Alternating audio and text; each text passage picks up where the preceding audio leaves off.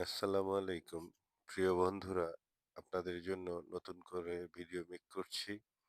গাজীপুর সাংস্কৃতিক জোটের পক্ষ থেকে আহ্বায়ক কামরুজ্জামান সবাইকে পরিচয় করিয়ে দিচ্ছেন।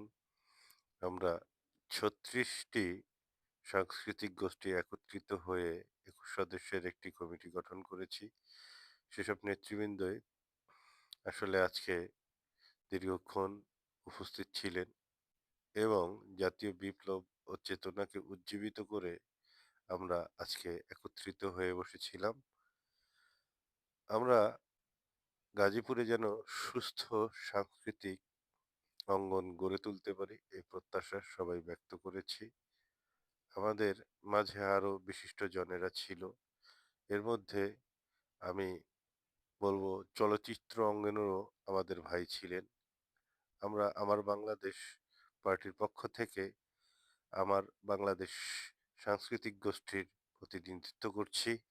আমাদের সঙ্গে ছিলেন ভাওয়াল সাউন্ড সিস্টেমের নাদিম মাহমুদ ভাই। উনি বরাবরই সাংস্কৃতিক অঙ্গনের একটি পরিচিত মুখ।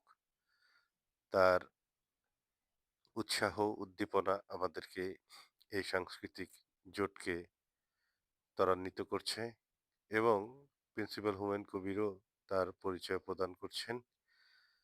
আমাদের চলচ্চিত্র অঙ্গনের প্রিয় ভাই, সেও খুবই আন্তরিকতার সহিত তার অভিব্যক্তিগুলো প্রদান করেছেন এবং আমাদের সঙ্গে সবসময় একমত হয়েছেন, থাকবেন, সাথে থাকবেন।